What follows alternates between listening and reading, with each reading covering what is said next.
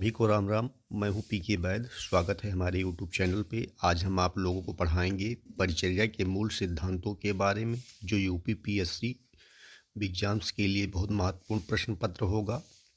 UP PSC उपचारिका की जो vacancy यानी कि जेएनएम की वैकेंसी जो आई हुई है, उनके लिए इसमें से कम 10 से 12 प्रश्न की जो है मिलने की संभावना है। महत्वपूर्ण वीडियो होगा। सभी लोग वीडियो को लाइक शेयर सब्सक्राइब कर देंगे। तो देखते हैं आज के वीडियो का पहला प्रश्न।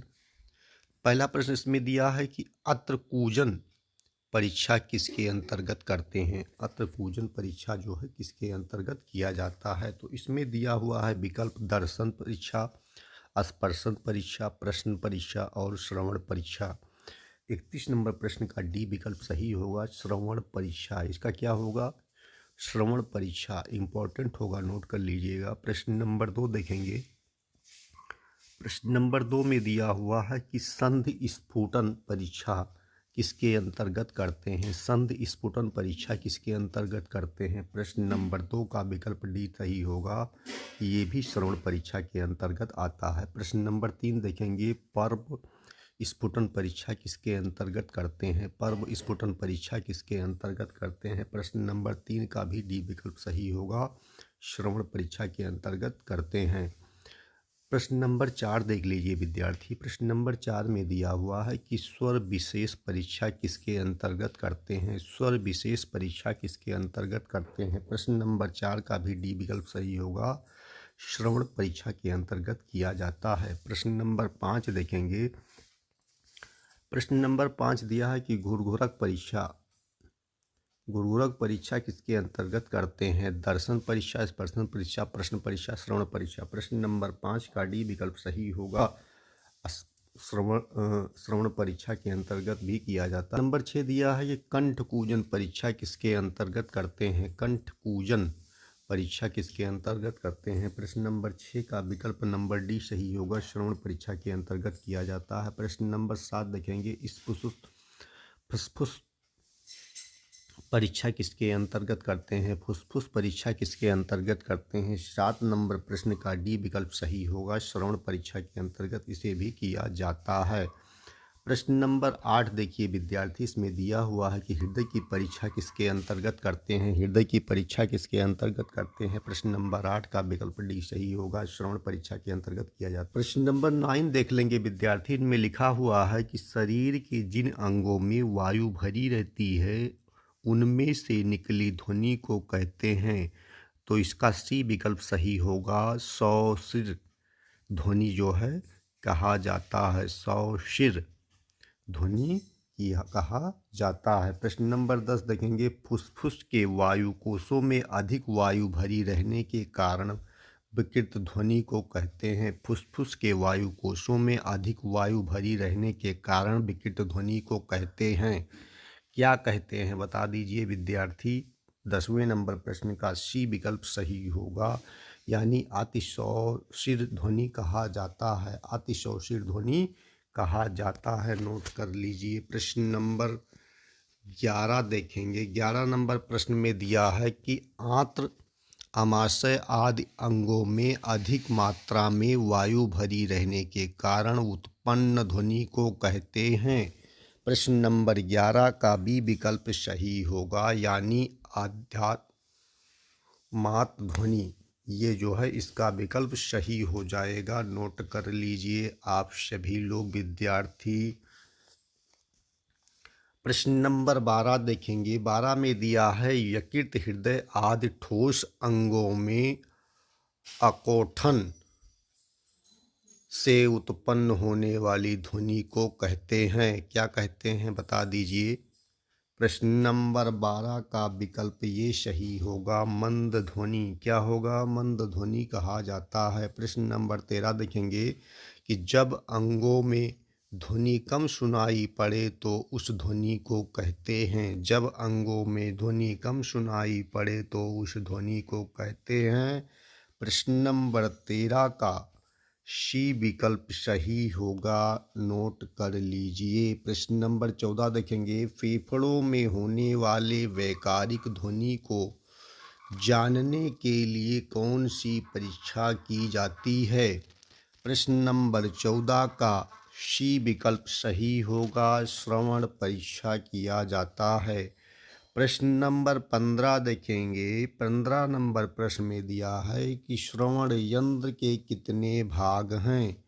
श्रवण यंत्र के कितने भाग हैं। 15 नंबर प्रश्न का आपका बी विकल्प सही होगा, यानी 3 भाग होते हैं। प्रश्न नंबर 16 देखेंगे। जलोदर व्याधि में कौन सी परीक्षण करते हैं। जलोदर व्याधि में कौन सी परीक्षण करते हैं। 16 नंबर प्रश्न का आपका कौन सा विकल्प सही होगा। ये विकल्प सही होगा, दर्शन परीक्षा जलोदर व्याधि में किया जाता है। प्रश्न नंबर 17 देखिए विद्यार्थी, इसमें दिया हुआ है कि शिशुओं की लंबाई नापने के लिए किस यंत्र का प्रयोग किया जाता है। तो शिशुओं की जो लंबाई होती है, यानी बच्चों की जो लंबाई होती है, उसे नापने के लिए कौन सा यंत्र प्रयोग करते हैं।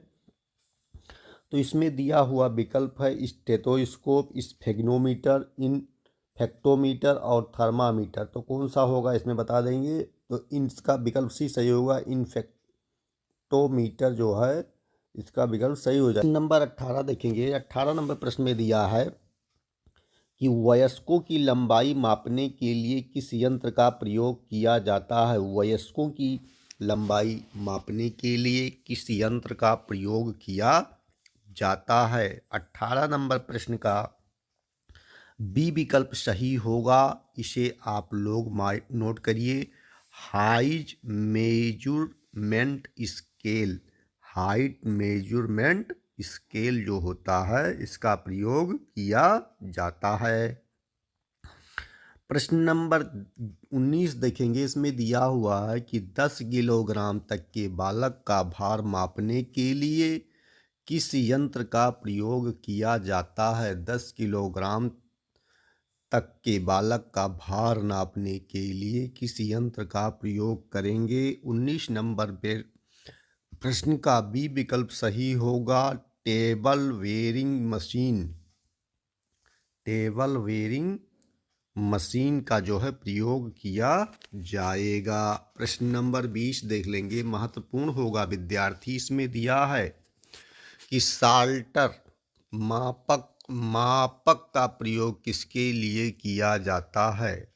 प्रश्न नंबर 20 का कौन सा विकल्प सही होगा। तो इसका बी विकल्प सही होगा, भार का प्रयोग किया जाता है। प्रश्न नंबर 21 देखेंगे। 21 नंबर प्रश्न में दिया हुआ है कि सीलिंग मेड माप का प्रयोग किसके लिए किया जाता है। 21 नंबर प्रश्न का बी विकल्प सही होगा, भार का प्रयोग किया जाता है। भार की इकाई है। प्रश्न नंबर 22 कौन सी इकाई होगी। 22 नंबर प्रश्न का बी विकल्प सही होगा, पाउंड होती है भार की इकाई। प्रश्न नंबर 23 देखेंगे। 1 किलोग्राम भार कितने पाउंड के बराबर होता है। 1 किलोग्राम भार कितने पाउंड के बराबर होता है। प्रश्न नंबर 23 का कौन सा विकल्प सही होगा। इसका सी विकल्प सही होगा, यानी 2.2 पाउंड के बराबर होती है। प्रश्न नंबर 24 देखेंगे कि जन्म के समय शिशु की ऊंचाई होती है। जन्म के समय शिशु की ऊंचाई होती है 50 सेंटीमीटर। नोट करिए। प्रश्न नंबर 25 दिया है कि जन्म के समय शिशु का भार होता है। जन्म के समय शिशु का भार होता है 25 का बी विकल्प सही होगा, 3.2 किलोग्राम, 3.2 किलोग्राम जन्म के समय बच्चे का वजन होता है। प्रश्न नंबर 26 देखेंगे। चौथे महीने में शिशु की ऊंचाई होती है। चौथे महीने में शिशु यानी बच्चे की ऊंचाई कितनी हो जाती है। 26 का सी विकल्प सही होगा, यानी कि 60 सेंटीमीटर हो जाएगी चौथे महीने में। चौथे महीने में शिशु का भार होता है 27 का। बता दीजिए विद्यार्थी कितना भार हो जाएगा। चौथे महीने में होगा 6.4 6.4 किलोग्राम का बच्चा आपका हो जाएगा। प्रश्न नंबर 28 में दिया है कि 1 वर्ष की शिशु की ऊंचाई होती है। 1 वर्ष का जब बच्चा होगा उसकी हाइट कितनी हो जाएगी? तो इसका डी विकल्प सही होगा 75 सेंटीमीटर, 75 सेंटीमीटर होगा। प्रश्न नंबर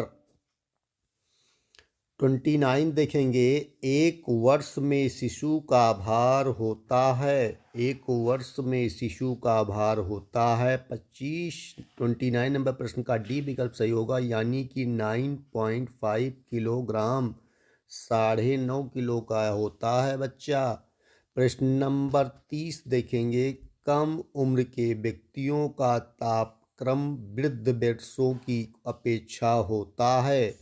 30 नंबर प्रश्न का बी विकल्प सही होगा, अधिक। कम उम्र के व्यक्तियों का तापक्रम वृद्ध पुरुषों की अपेक्षा अधिक होता है। नोट करिए विद्यार्थी। प्रश्न नंबर 31 देखेंगे। फटाफट सभी लोग उत्तर दे देंगे और जो लोग नए जुड़े हैं कमेंट भी कर देंगे। प्रश्न नंबर 31 देखेंगे। 31 नंबर प्रश्न में दिया कि मासिक काल के समय स्त्रियों का तापक्रम होता है। 31 का ये विकल्प सही होगा, कम। 32 देखेंगे कि डिंब क्षरण के पश्चात स्त्रियों का तापक्रम होता है। 32 प्रश्न का विकल्प कौन सा सही होगा? बी विकल्प सही होगा, अधिक होता है। प्रश्न नंबर 33 देखेंगे। 33 नंबर प्रश्न में दिया है कि शरीर में किस स्थान से लिया गया तापमान अधिक होता है? शरीर में किस स्थान से लिया गया तापमान अधिक होता है? 33 नंबर प्रश्न का सी विकल्प सही होगा, गुदा द्वारा लिया गया तापमान अधिक होता है। प्रश्न नंबर 34 देख लेंगे विद्यार्थी। इसमें दिया हुआ है कि शरीर में किस स्थान से लिया गया तापमान कम होता है। 34 नंबर प्रश्न का बी विकल्प सही होगा, कक्षा द्वारा लिया गया जो है तापमान कम होता है। प्रश्न नंबर 35 देखेंगे। शरीर में किस स्थान से लिया गया तापमान कम होता है? 35 का बी विकल्प सही होगा, उरसंधि द्वारा लिया गया तापमान कम होता है। प्रश्न नंबर 36 देखेंगे। इसमें दिया है कि गुदा द्वारा लिया गया तापमान मुख द्वारा लिए गए तापमान से अधिक होता है। 36 का ये विकल्प सही होगा, यानी 1 डिग्री फ़ारेनहाइट जो है अधिक होगा। प्रश्न नंबर 37 देखेंगे। इसमें दिया हुआ है कक्षा द्वारा लिया गया तापमान मुख द्वारा लिए गए तापमान से कम होता है। 37 का ये विकल्प सही होगा, 1 डिग्री फ़ारेनहाइट कम हो जाएगा। प्रश्न नंबर 38 देखेंगे। उपवास काल में मनुष्य का तापमान होता है। उपवास काल में मनुष्य का तापमान होता है 38 का आपका ए विकल्प सही होगा, यानी कि कम होता है। प्रश्न नंबर 39 देखेंगे। तीव्र ज्वर में कितने डिग्री फ़ारेनहाइट तापमान होता है? तीव्र जब बुखार आएगा तो कितने डिग्री फ़ारेनहाइट तापमान आपके शरीर का हो जाएगा? 39 का सी विकल्प सही होगा, 103 से 105 डिग्री फ़ारेनहाइट में आपका टेम्परेचर पहुंच जाएगा जब तीव्र ज्वर होगा, बुखार होगा। प्रश्न नंबर 40 देखेंगे। गुदा द्वारा तापमान लेने के लिए थर्मामीटर को कितना भीतर प्रविष्ट कराया जाता है?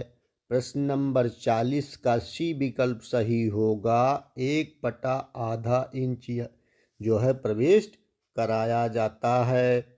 प्रश्न नंबर 41 देखिए विद्यार्थी, 41 नंबर प्रश्न में क्या बातें पूछी गई हैं, सभी लोग कमेंट कर देंगे विद्यार्थी।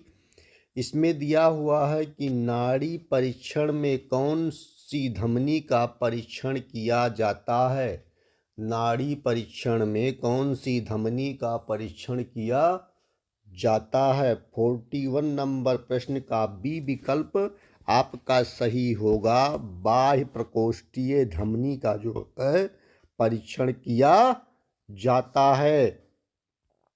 प्रश्न नंबर 42 देखिए विद्यार्थी, इसमें दिया हुआ है एक सामान्य स्वस्थ व्यक्ति के सामान्य नाड़ी होती है। क्या होती है? एक सामान्य स्वस्थ व्यक्ति की सामान्य नाड़ी होती है। 42 का बी विकल्प सही होगा। 72 प्रति मिनट, एक मिनट में 72 बार जो है सामान्य पुरुष की नाड़ी, सामान्य व्यक्ति की नाड़ी जो है धड़कती है। प्रश्न नंबर 43 देखेंगे, यदि किसी व्यक्ति की नाड़ी की गति 72 प्रति मिनट से अधिक हो तो उसे कहते हैं। 72 से अधिक हो गई तो क्या कहेंगे? ट्रेकीकार्डिया कहा जाएगा। ट्रेकीकार्डिया कहा जाएगा। प्रश्न नंबर 44 देखेंगे प्यारे विद्यार्थियों, इसमें दिया हुआ है यदि किसी व्यक्ति की नाड़ी की गति 72 प्रति मिनट से कम हो तो उसे क्या कहते हैं।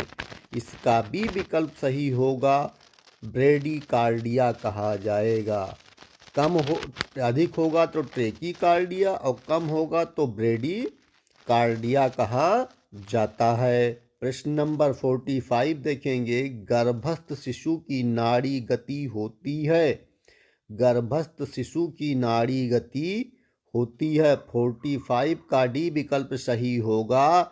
140 से 150 प्रति मिनट, 140 से 150 प्रति मिनट जो है गर्भस्थ शिशु की नाड़ी की गति चलती है। प्रश्न नंबर 46 देखेंगे कि जन्म के समय शिशु की नाड़ी गति होती है। बच्चा पैदा हो गया, उसकी नाड़ी गति कितना होगी?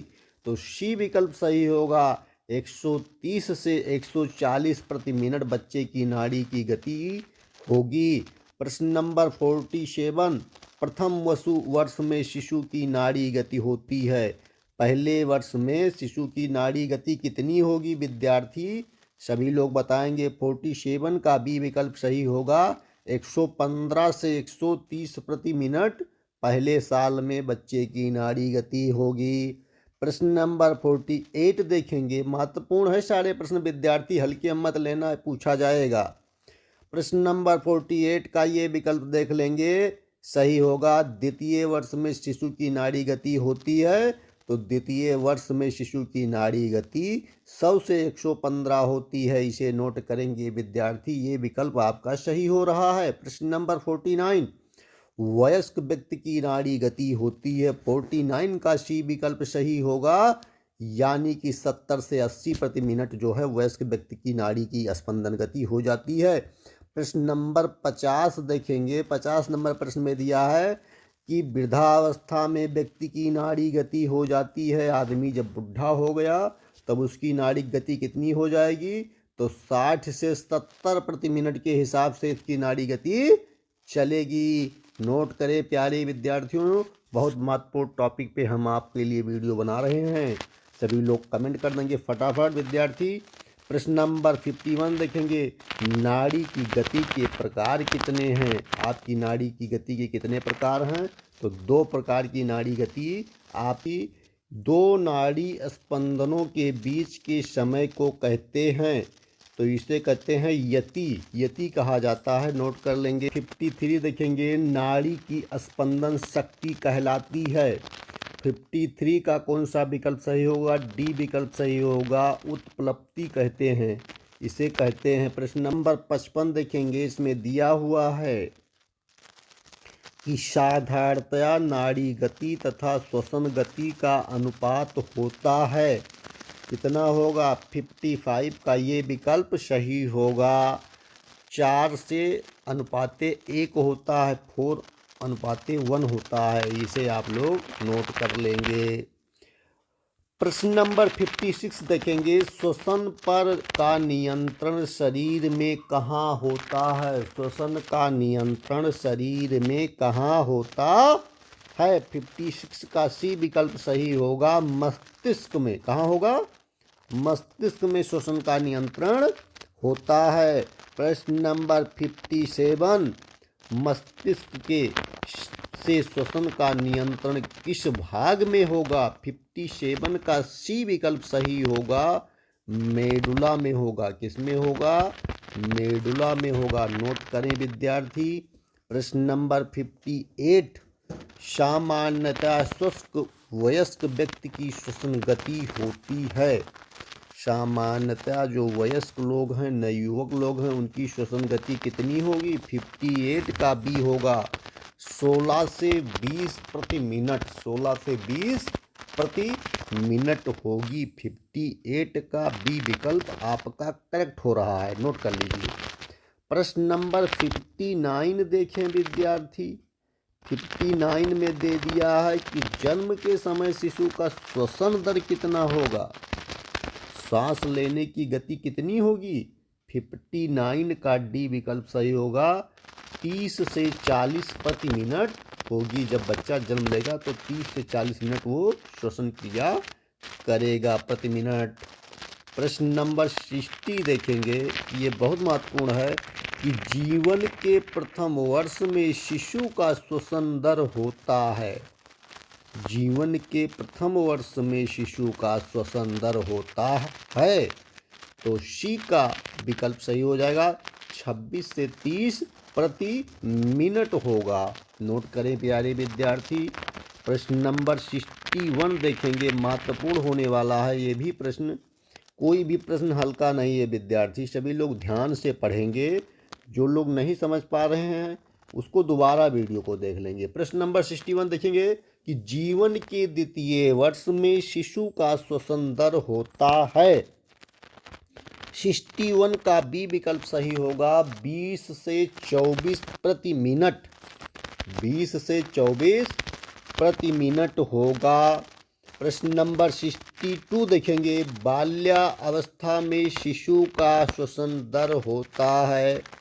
बाल्यावस्था में शिशु का श्वसन दर होता है।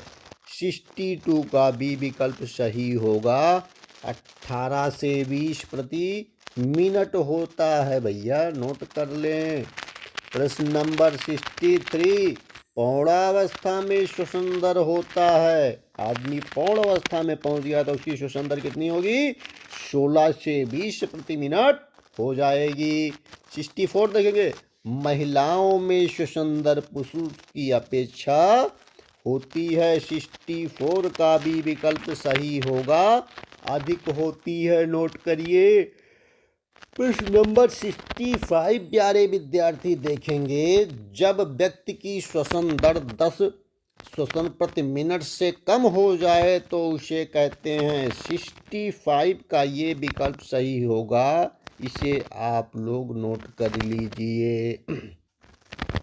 प्रश्न नंबर 66 देखेंगे, इसमें दिया हुआ है कि जब व्यक्ति की श्वसन दर 24 श्वसन प्रति मिनट से अधिक हो तो उसे कहते हैं। 66 का आपका बी विकल्प सही होगा, इसे आप लोग नोट करिए। प्रश्न नंबर 67 देखेंगे, इसमें दिया हुआ है जब रोगी की श्वसन पूरी तरह रुक जाता है या सर्वाधिक हो जाता है तो उसे कहते हैं। 67 का सी विकल्प सही होगा, एनिया कहा जाता है। क्या कहा जाता है? एनिया। प्रश्न नंबर 68 देखेंगे। 68 में दिया है विद्यार्थी कि जब रोगी की श्वसन की गहराई में वृद्धि हो जाए तो उसे कहते हैं। 68 का डी विकल्प सही होगा, हाइपरनिया। हाइपरनिया जो है कहा जाएगा। प्रश्न नंबर 69, जब रोगी को लेट कर श्वसन करने में परेशानी हो तथा बैठ पर आसानी से अनुभव होता है तो उसे कहते हैं, क्या कहते हैं बताएंगे विद्यार्थी? सी विकल्प सही होगा, आर्थेनिया कहा जाता है। इसे नोट कर लीजिए, इम्पोर्टेंट है। नेक्स्ट प्रश्न देखेंगे, यानी प्रश्न नंबर 70। आज की वीडियो का 17 नंबर प्रश्न, 70 नंबर प्रश्न में क्या पूछा गया है कि वायु मार्ग के अवरुद्ध होने के कारण श्वसन ध्वनि युक्त हो जाए तो उसे कहते हैं। वायु मार्ग आपका अवरुद्ध हो गया और श्वसन जो है ध्वनि युक्त हो जाए तो क्या कहेंगे? 70 नंबर प्रश्न का बी विकल्प सही होगा, ध्वनि युक्त श्वसन इसे कहा जाता है। प्रश्न नंबर 71 महत्वपूर्ण है विद्यार्थी कि जब रोगी कष्टपूर्वक श्वसन लेता है तो उसे कहते हैं। 71 का बी विकल्प सही होगा, नोट करिए विद्यार्थी। प्रश्न नंबर 72 देखिए, 72 में दिया है कि जब ऑक्सीजन की पर्याप्त पूर्ति के मार्ग में अधिक व्यवधान होने के कारण दम घुटने की स्थिति आ जाए तो उसे कहते हैं। 72 नंबर प्रश्न का बी विकल्प सही हो जाएगा, इसे आप लोग टिक कर लीजिए। प्रश्न नंबर 73 देखिएंगे विद्यार्थी कि जब रोगी के ऊर्ध्व श्वसन व संस्थान में अवरोध के कारण कठोर कंपन युक्त एवं तीखी ध्वनि सुनाई पड़ती है तो उसे कहते हैं। 73 का डी विकल्प आपका सही करना बनता है। प्रश्न नंबर 74 74 नंबर प्रश्न का कौन सा विकल्प सही होगा? तो इसका आप लोग बताएं कि जब रोगी के श्वसन मार्ग में श्लेष्मा के कारण बुदबुद या खड़खड़ाहट की आवाज़ आए तो उसे क्या कहते हैं? 74 नंबर प्रश्न का आपका विकल्प भी सही हो रहा है, इसे आप लोग नोट कर लेंगे, रेल्स कहा जाता है। प्रश्न नंबर 75 75 नंबर प्रश्न का कौन सा विकल्प सही हो जाएगा कि जब रोगी के अर्ध श्वसन व संस्थान में अधिक आंशिक अवरोध के कारण ऊंचे पिच को संगीतमय सीटी के समान ध्वनि उत्पन्न हो जाए तो उसे क्या कहेंगे? 75 का डी विकल्प सही हो जाएगा, इसे आप लोग फटाफट टिक कर लेंगे। प्रश्न नंबर 76 बहुत महत्वपूर्ण होगा, इसमें दिया हुआ है विकल्प कि तीव्र श्वसन कौन से रोग में होगा? 76 में डी विकल्प आपका सही हो जाएगा, हृदय रोग, उद्वेग और तमस्क्वास जो है इसमें, और उपयुक्त सभी, यानी कि बी विकल्प डी विकल्प आपका सही हो जाएगा, इसे आप लोग टिक कीजिएगा विद्यार्थी। नेक्स्ट प्रश्न देखेंगे, यानी प्रश्न नंबर 77 में दिया है कि छिछला श्वसन किस रोग में पाया जाता है? 77 का आपका सी विकल्प सही हो रहा है, इसे आप लोग नोट कर लेंगे। प्रश्न नंबर 78 देखेंगे कि श्वसन कृशता किस रोग में पाया जाता है? 78 का डी विकल्प सही हो जाएगा, इसे आप लोग नोट कर लेंगे, इसे आप लोग नोट कर लेंगे। प्रश्न नंबर 79 महत्वपूर्ण है विद्यार्थी, हल्का नहीं है, इसे नोट कर लेंगे आप लोग। इसमें देखेंगे कि दिया है कि चिन स्टोक्स श्वसन किस रोग में पाया जाता है? 79 बोले तो आपका डी विकल्प सही होगा, नोट कर लेंगे। प्रश्न नंबर 80 देखेंगे, 80 नंबर प्रश्न में दिया है कि रक्त परिभ्रमण के समय रक्त द्वारा रक्त वाहिनियों पर पड़ने वाला दबाव को कहते हैं।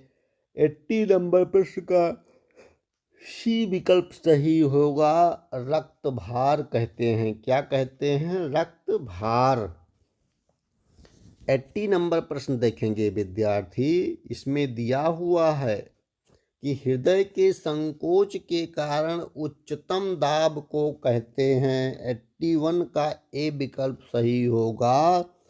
हत प्रकुंचन दाब कहा जाता है, दबाव कहा जाता है, हत प्रकुंचन दबाव कहा जाता है। 82 हृदय के प्रसार के कारण होने वाले निम्नतम दबाव को कहते हैं। क्या कहते हैं भैया, बताएंगे आप लोग। 82 का बी विकल्प सही हो जाएगा, नोट कर लेंगे। प्रश्न नंबर 83 देखेंगे प्यारे विद्यार्थी।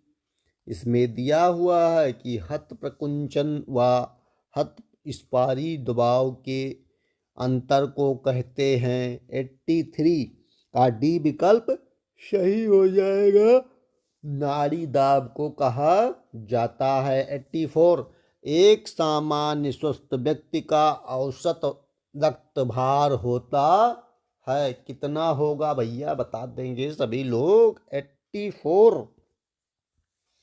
84 में कौन सा विकल्प आपका सही होगा, बताएंगे प्यारे विद्यार्थी।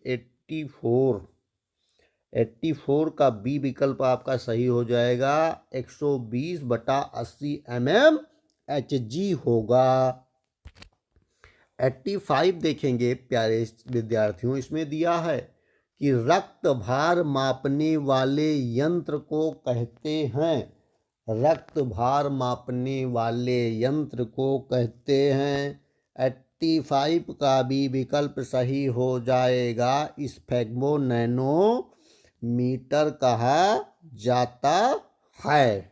इसे आप सभी प्यारे विद्यार्थी, हमारे प्यारे साथी टिक कर लेंगे। इसमें दिया हुआ है 86 नंबर प्रश्न कि सामान्य से अधिक रक्त भार को कहते हैं। 86 नंबर प्रश्न का बी विकल्प सही हो जाएगा, हाइपरटेंशन। सामान्य से अधिक रक्त भार हो जाएगा तो उसे कहेंगे हाइपर टेंशन। प्रश्न नंबर 87 सामान्य से कम रक्त भार को क्या कहते हैं। 87 बोले तो कौन सा विकल्प सही हो जाएगा, ये विकल्प सही होगा, इसे आप लोग नोट कर लेंगे। 87 का ये विकल्प सही हो जाएगा, इसे आप लोग नोट कर लेंगे। प्रश्न नंबर 88 स्फेग्मो मैनोमीटर के प्रकार हैं। 88 का बी विकल्प सही हो जाएगा। 2 प्रकार है, कितने, 2 प्रकार हैं। 89 में देखेंगे प्यारे सज्जन विद्यार्थी कि पारा वाले तथा स्प्रिंग वाला प्रकार, पारे वाला तथा स्प्रिंग वाला प्रकार 89 है, कितना है, कैसे है, बताएंगे। 89 का सी विकल्प सही हो जाएगा। स्फेग्मो मैनोमीटर का ये जो है प्रकार है। प्रश्न नंबर 90 नंबर प्रश्न में दिया कि पारा वाला स्फेग्मो मैनोमीटर स्प्रिंग वाले स्फेग्मोमीटर की अपेक्षा होता है। 90 नंबर प्रश्न का ये विकल्प सही हो जाएगा, श्रेष्ठ होता है। आगे देखेंगे 91 स्फेग्मो मैनोमीटर किस काम आता है। 91 नंबर प्रश्न, 91 नंबर प्रश्न का बी विकल्प सही हो रहा है, रक्त भार मापने में काम में आता है। नोट करें प्यारे सज्जन विद्यार्थी। प्रश्न नंबर 92 देखेंगे कि रक्त भार नापने में स्टेथोस्कोप को कहाँ रखते हैं। 92 नंबर प्रश्न का आपका डी विकल्प सही हो जाएगा, कपूर संधि पर रखा जाता है। 93 रक्त भार मापक यंत्र में नाड़ी स्पंदन सुनाई देने वाला रक्त भार कहलाता है। 93 नंबर प्रश्न का ये विकल्प सही हो जाएगा, संकोचकालीन जो है कहते हैं। नोट करेंगे विद्यार्थी। प्रश्न नंबर 94। नेक्स्ट प्रश्न देखेंगे। नेक्स्ट प्रश्न दिया है कि जो क्रिया व्याधि का हरण करे उसे कहते हैं। 95 का बी चिकित्सा कहते हैं भैया। जो क्रिया व्याधि का हरण कर ले उसे क्या कहेंगे? चिकित्सा कहेंगे। चिकित्सा। 96 कम से 90 से कम तथा 140 से अधिक हत प्रकंचन दाब को कहते हैं। 96 का बी विकल्प सही हो जाएगा, असामान्य। और 96 कि जो क्रिया दोष धातु व मल को साम्यावस्था में लाए उसे कहते हैं। 97 का बी विकल्प सही हो जाएगा, चिकित्सा कहते हैं। 98 उसमें दिया हुआ है कि या क्रिया व्याध हारणी सा चिकित्सा निगधते, उपयुक्त उदाहरण किसका है? 98 का सी विकल्प सही हो जाएगा, यानी भाव प्रकाश निघंटु का जो है ये उदाहरण है। 99 देखेंगे कि 99 में दिया है कि दोष धातु मलनम व साम्याकृतम स्वर्वरोगहितम, उपयुक्त उदाहरण किसका है? 99 नंबर प्रश्न का आपका डी विकल्प सही हो जाएगा, भाव प्रकाश। 100 नंबर प्रश्न देखेंगे। औषध प्रयोग के मुख्य मार्ग कितने हैं? 100 नंबर प्रश्न के बी विकल्प सही होंगे, 3 है। कितने हैं? 3 है। नोट कर लेंगे सभी लोग विद्यार्थी।